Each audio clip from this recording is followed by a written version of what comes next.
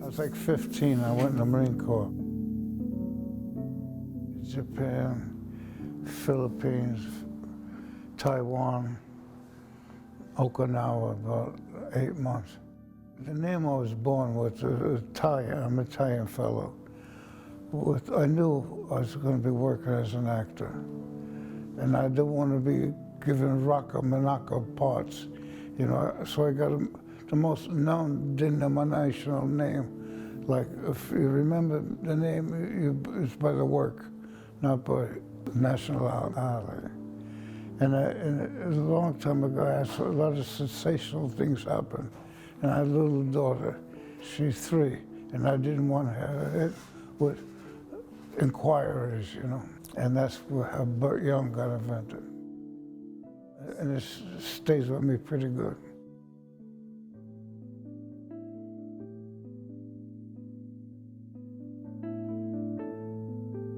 Before I went in the Marines, I had a pro fight. And then I went in the Marines, then I fought amateurs. And when I come out, then I boxed professional. About 17 fights all pro. The danger, the release. I wasn't too articulate at all in those days. I didn't really, I could paint, but I didn't know. Well,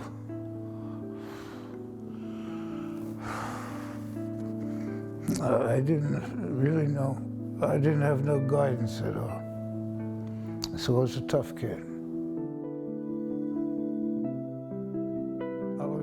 I never, the acting was too far away to think of from my nature and the way I was. And you know, when you're unhappy, you think someone else might have the answer, you know. For me, it was a woman, you know. I met this girl, and she would have nothing to do with me. And I started rapping how beautiful she was. She should be an actor. She lit up for the first time. And she said she wanted to study with Lee Strasberg. And I thought it was a girl. I didn't know who Lee was, you know. So I wrote this letter. I found out who he was. And I said, "Dear Lee, if an act is back as a prerequisite, read no for acting, life credits plenty. A, first assault conviction. B, first baby born. C, first homicide." Oh, very flip. And at the end, I don't know if acting has anything for me, see me. He called me over his house. He lives in Central Park West. And he was this little thin guru with gray hair, scripts sagging the shelves. He said, "I don't think you can be an actor." So I got up, he slams the table, "Sit down."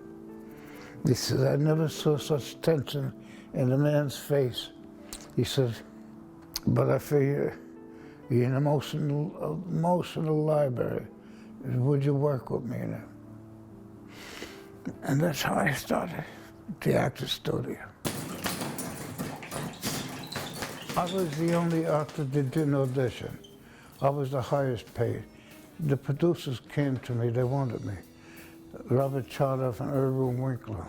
I was with a very big agency by that time. I was sort of like an actor's actor already, early. They weren't responding to the producers. They wouldn't call them back. And they told me, my then agent, William Moss, "Burt, we're talking a $1 million movie," like they didn't think it was an credibility. So the next thing, I'm in a commissary in California. This guy comes, squats down like this. "Mr. Young," he says, "I'm Sylvester Stallone. I wrote The Rocket." "Congratulations, you did a beautiful job.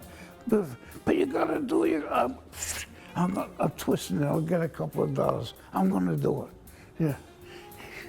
Big pumpkin smile on his face. That's how I say yes to them. Clean, it was like half fantasy, half reality.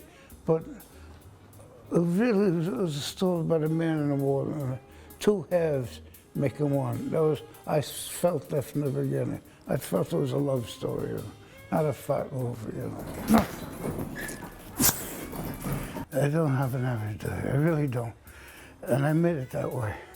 When I can't sleep, which is often, I don't fight it.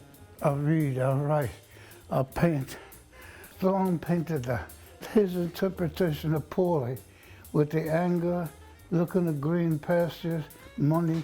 He signed his Sly, 8:30 p.m.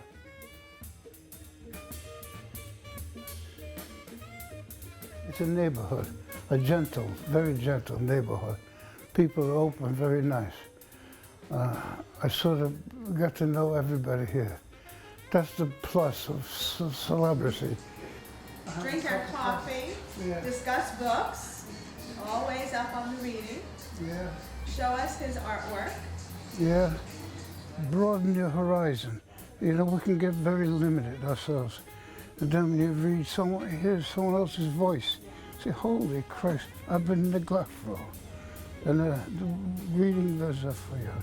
Thanks. Merry Christmas. Nice talking to you, honey. Hiya, buddy. How you doing? Happy New Year. I know. You too. Good.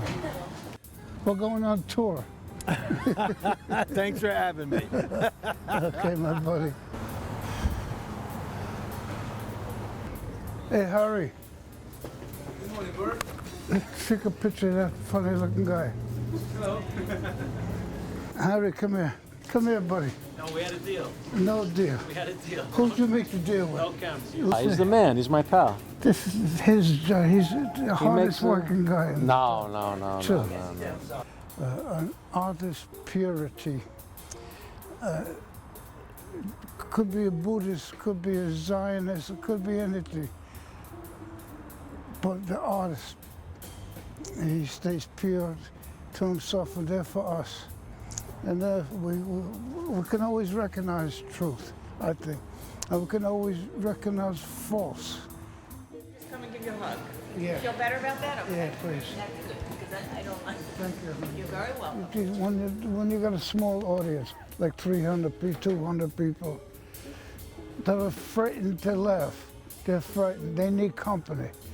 Bert's a wonderful man. He'll do anything for any friend that any of his friends. Anything he could do, he'll be right there for you.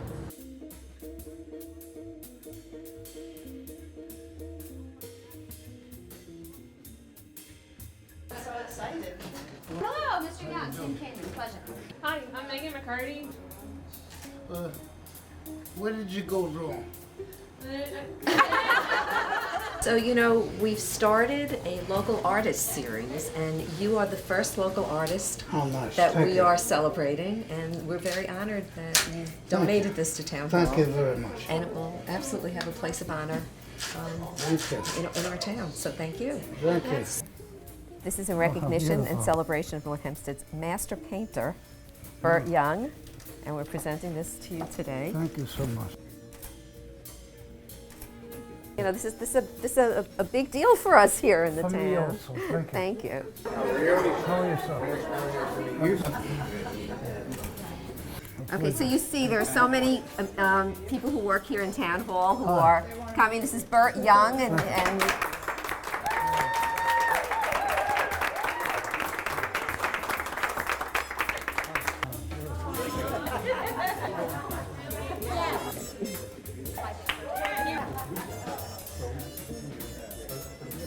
this is Nick.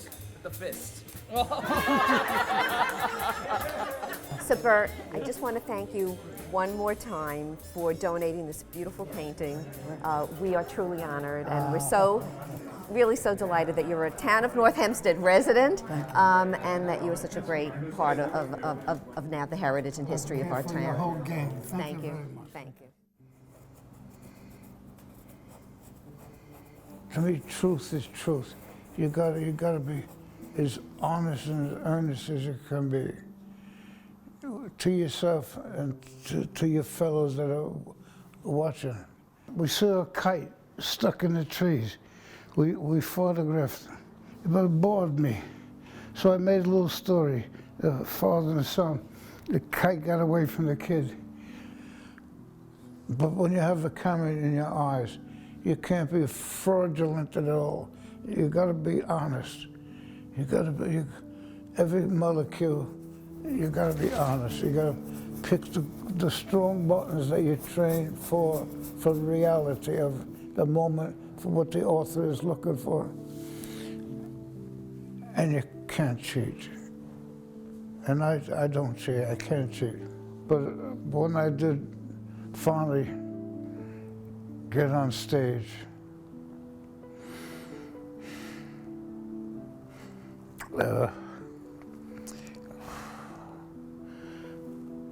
and I saw people appreciating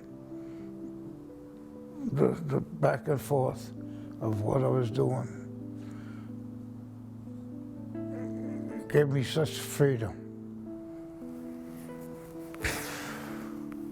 But I never thought I'd be feeding myself from it at all.